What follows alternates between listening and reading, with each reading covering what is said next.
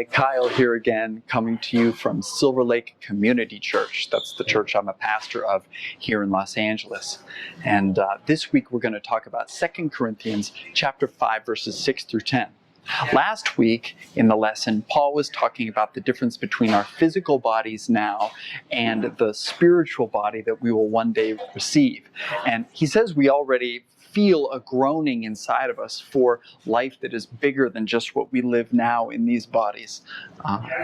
But in verses 6 through 10, he expands on that idea and talks about the consequences of how we can live if we really internalize that, if we really believe it in our hearts.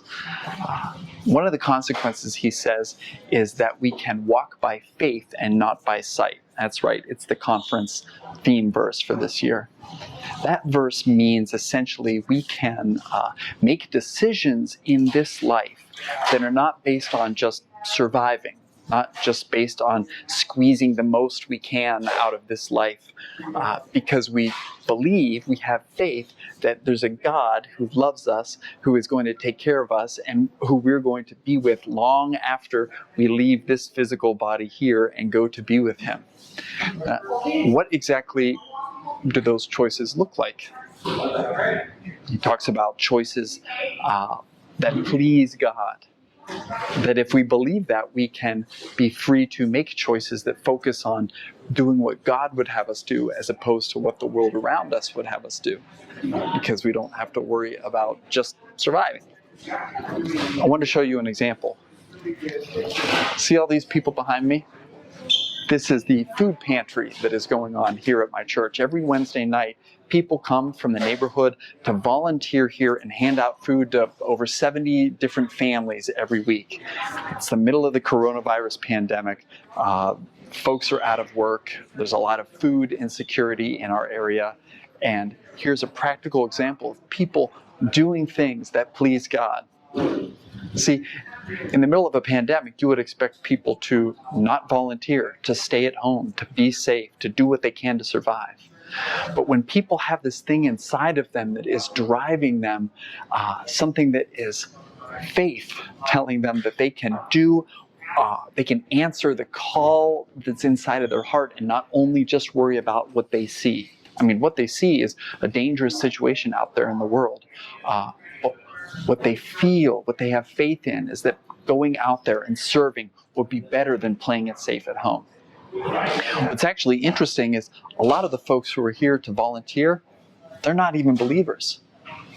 We have some atheists, we have some Muslims, we have some Catholics, and some people that I don't know what they are. And only a handful of people are from my actual church. See, I think that what Paul talked about last week, about this groaning that is inside of us, this desire to be a part of something that is bigger and not just what's in our body, I think this is something shared by all human beings. And some have the strength and the vision, the wisdom, the tenacity to answer that call, and others, for whatever reasons, don't. A lot of times, people who claim to be followers of Jesus don't even answer the call. They only walk by sight and not by faith. They feel a groaning inside, but they stay quiet about it because they think it's better to survive and make money and be successful than it is to be obedient to what God calls us to do. Well, Paul closes his section with a brief verse about the judgment seat of Christ. I mean, he says that there will come a time when we will stand before Jesus and we'll have to talk about what we did and what we didn't do. The good things that we did, as well as the times we screwed up. The times that we answered God's call to help people, and the times we chose to stay home and play it safe. I don't know what we will receive from Christ at that judgment. I certainly believe that we are saved through faith in Jesus alone and receive that salvation through God's grace alone. And yet, Paul seems to say, look, at some point you have to put your money where your mouth is. If you believe that your life is not only here and now, then start living like it.